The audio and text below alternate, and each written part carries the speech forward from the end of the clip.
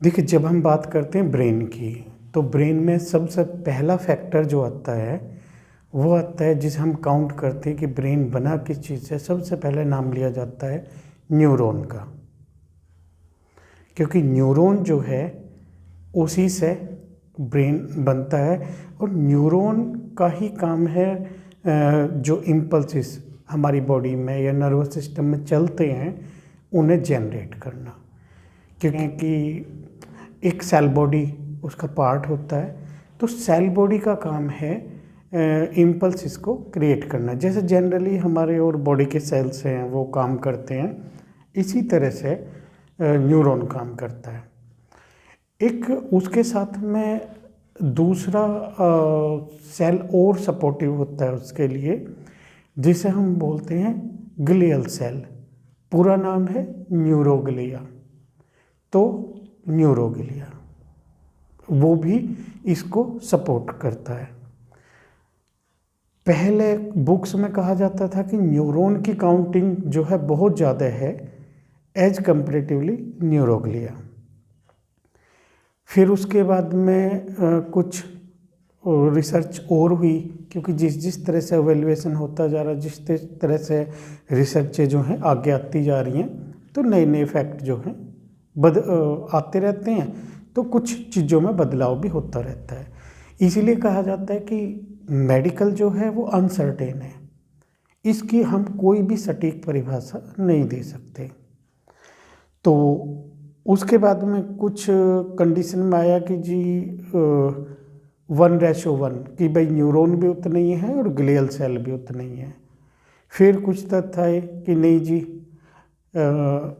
जो न्यूरॉन है उनकी काउंटिंग कम है और ग्लियल सेल की काउंटिंग ज़्यादा है।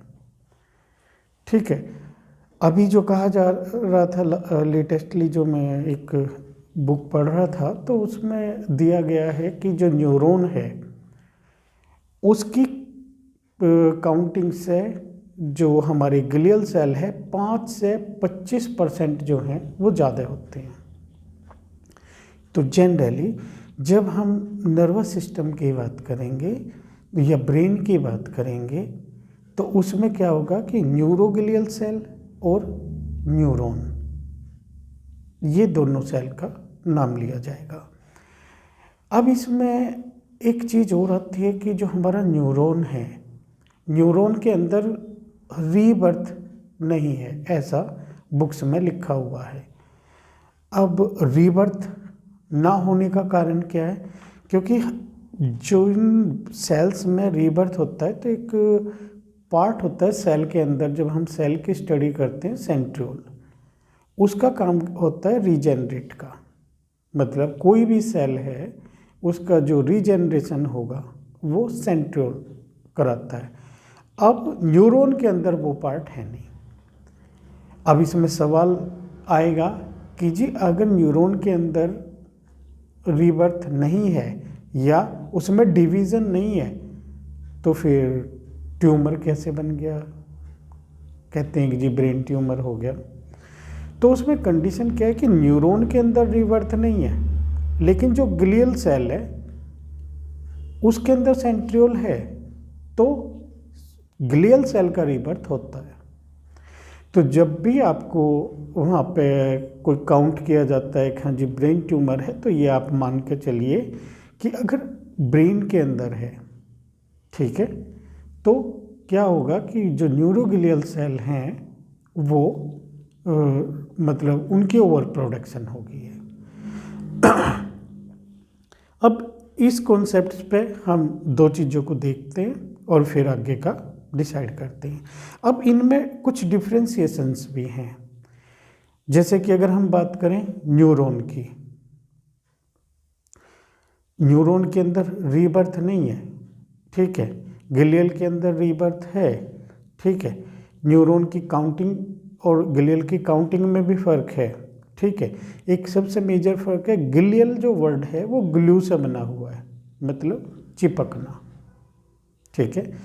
तो ये जो हमारे इसमें न्यूरॉन को जो ग्लियल सेल हैं ये सपोर्ट देते हैं, इससे चिपके रहते हैं, इसे पकड़े रखते हैं, ठीक है। तो एनाटॉमिकल सपोर्ट मतलब फिजिकल, ठीक है, और जो उसकी है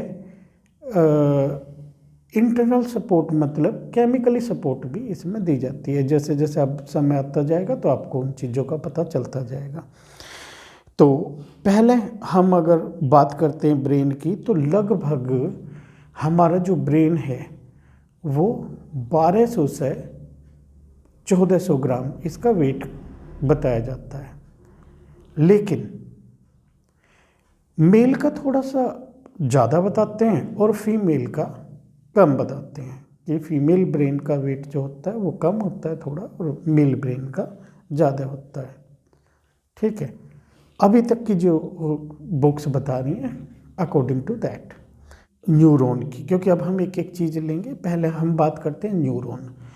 न्यूरॉन जो हैं वो तकरीबन इसमें जो बताए जाते हैं बुक्स में कि वो 4 तरह के हैं।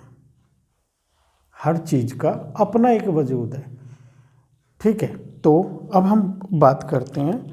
सबसे पहला जो वर्ड यूज किया जाता है न्यूरॉन में, क्योंकि 4 काउंटिंग में है, पहला आता है यूनी। एक वर्ड आता है यूनी पोलर। यूनिपोलर का मतलब क्या है? जो ये 2 वर्ड से बना हुआ है। यूनी मतलब एक, सिंगल वर्ड के लिए हम यूनी यूज करते हैं, और पोलर जो है ये वर्ड बना हुआ है पोल से। पोल वो स्तंभ, खंबा, जो भी आप उसे कहना चाहें। ठीक है, अब न्यूरॉन में सबसे बेसिक चीज़ क्या है कि एक सेल बॉडी होती है। यूनी का मतलब जो है एक सेल बॉडी है, और यूनिपोलर को हम इसमें डिफाइन कैसे कर रहे हैं कि एक सेल बॉडी के साथ में ये है सेल बॉडी, और एक पोल मतलब कोई भी एक स्ट्रक्चर बनी हुई है। प्रोसेस इसे बोल देते हैं मेडिकल टर्म में। प्रोसेस मतलब एक सेल बॉडी से एक प्रोसेस निकली हुई है। ठीक है, तो ये डेफिनेशन होती है यूनिपोलर की। ठीक है, दूसरा एक और इसमें आता है, ये है नंबर 1। नंबर 2 पे अगर हम बात करेंगे बाइपोलर।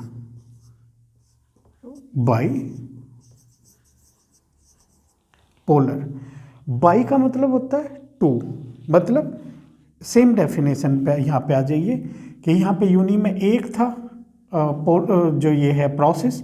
अब यहाँ पे आ जाएंगी प्रोसेस 2। ये हमारी वही कॉमन सेल बॉडी होगी।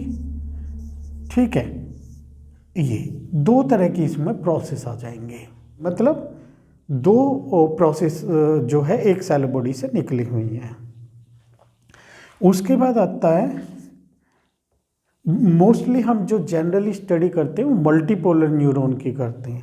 हालांकि अगर हम बर्थियल पॉइंट ऑफ व्यू पे देखें फीटल स्टेज में देखें तो यूनिपोलर की काउंटिंग ज़्यादा होती है। फिर आता है मल्टी। अब मल्टी का मतलब है बहुत सारे। ठीक है, मतलब एक सेल बॉडी है।